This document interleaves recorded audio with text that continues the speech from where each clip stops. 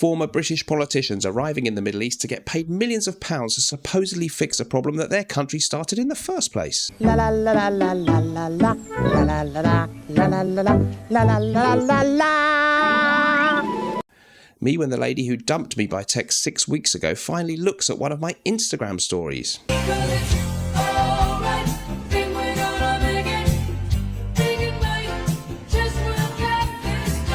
And this is my advice to anyone out there who's currently struggling with the cost of living. When it's someone's birthday, don't give them a present. Hello guys, welcome back to the show, and today I'm going to talk about 3 really amazing, beautiful autumn fragrances, or that you could wear in autumn, you can wear them anytime you like, that I think you might find a little bit off the beaten track, not the ones everyone else on YouTube is always talking about. Maybe there's at least 1 or 2 here that you've not tried or heard of. Let me know in the comments down below. Before we get into that, don't forget, my recommended UK-based fragrance sampling site is fragrancesamplesuk.com. I've used them for many years as a happily paying customer, so go there, and if you sign up, you'll get 10% off your first order. Great site, highly recommended by me, and my recommended USA-based fragrance sampling site is decantboutique.com. Go there and use my code MrSmelly10 for 10% off an amazing array of designer and niche scents to sample. Both sites linked in the description of this video. Okay, 3 beauties for you. Let's get stuck into it. First up, Rogue Perfumery's Bonded works, I think, great in the autumn season, and this one was described by the magnificent perfumer and brand owner and founder there, Manuel Cross, as oak moss steeped in a vial of whiskey. If you are concerned that you don't necessarily want to smell strongly of whiskey, I can understand that, and don't worry, because you won't with this. Whatever he's done to create that whiskey accord, by the way, I don't think they normally extract whiskey into a fragrance, make it into a like a bergamot tincture where you create an accord that is reminiscent of whiskey, I believe, usually when you do whiskey. And whatever he's done here, it's clever, it's subtle, it's refined. Many other accords have gone in to create this. You're also getting you've got bourbon whiskey, oak moss, Vietnamese agarwood, my favorite kind of agarwood, and tobacco. It doesn't smell overwhelmingly oud-like. It doesn't really, as should be the case with a masterpiece of perfumery, it doesn't leap out that there's any one note hitting you in the face. You get this wonderful atavistic, old school, nostalgic mixture of green, bitter woodiness with a hint, just a hint of a sort of decadent whiskey undertone in there, but not leaping out in your face in any way whatsoever. And it's just a reassuring, manly, old school fragrance which will take you back in some way to reminiscences of 80s and 90s classics, or 70s classics even, that you may remember, but without smelling anything like any particular one of them. It's like we get a new fantastic 1980s powerhouse release, and we smell how it might have smelled fresh out of the bottle if we bought it in 1983, but we don't have to go back there.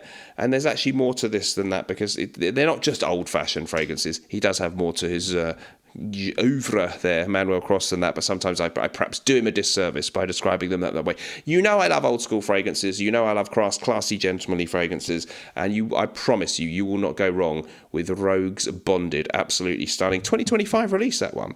Next up, Sandalwood is a nice smell for autumn, isn't it? So why not try Geo F Trumper Sandalwood Cologne? Beautiful, crisp, creamy, smooth and sophisticated and luxurious white woody accords of sandalwood is the main thing that you're going to pick out on this one. There are other notes including geranium and lavender. They play a complementary role, but if you love the smell of sandalwood, maybe you've tried Egoist from Chanel. That's brilliant too. You could go for that. Has a bit more other stuff going on. This one really is overwhelmingly just you smell of sandalwood. Weirdly, I saw a little clip on Instagram of Jennifer Lawrence, who seems to be on Instagram a lot because she's sort of a more likable, funny celebrity than some of the big movie stars, a bit more relatable. So she was joking that she met Brad Pitt, the big film star, and tried to say hello to him at an award ceremony, and he smelled of sandalwood. And I think the way she said it made out it was a good thing. So I think ladies and other people out there really love the smell of sandalwood. It's classy, it's grown up, it's unpretentious. It's just a one-track kind of thing. I smell really good of sandalwood, and not of a showy off, in-your-face type of cologne smell or aftershave or fragrance smell. Get what I mean? Really amazing fragrance. You can pick up a bottle apparently for 100ml, £88 in the UK. I think that's well worth it. There's also a 50ml size too. Great news, at nortonandwilson.com you can now get 20% off when you order any 2 or more individual 100ml bottles. Just add your items to the cart and the discount will be applied automatically. Third and finally then, we're going to go for the underrated house of laboratory perfumes. This one's called Tonka and it's really beautiful. It doesn't overwhelmingly smell of Tonka, however, which is a bit naughty of them. You've got bergamot, mandarin, pink peppercorn, cistus, ylang ylang, clary sage, coriander, timber, whatever that means, vetiver, mossy notes, and amber.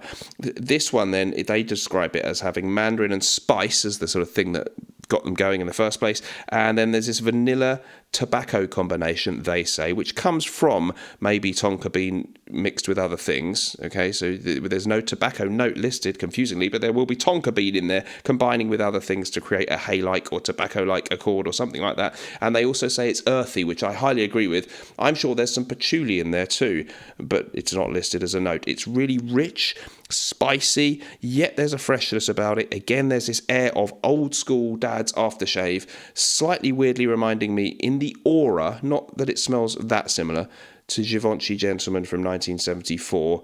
And I know it's a cliche to say, but updated for the 21st century. Well, it's not. It doesn't even smell that much like it at all, but it made me feel the same way as smelling that. I don't know. It's an old school kind of smell, repackaged in a modern niche form. And I know that's cheesy.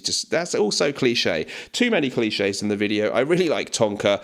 Get a sample, because not everyone loves this one. A bit polarizing, but I think it's really great. So my 3 selections for you: Sandalwood Cologne Trumper, Tonka from Laboratory Perfumes, and Rogue Bonded.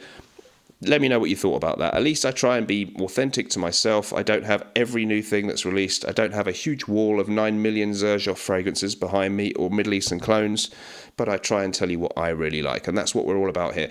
Thank you for watching. Remember, whatever we're doing in life, let's project. And although sometimes life can stink, at least you and I can always smell good, right? Bye-bye.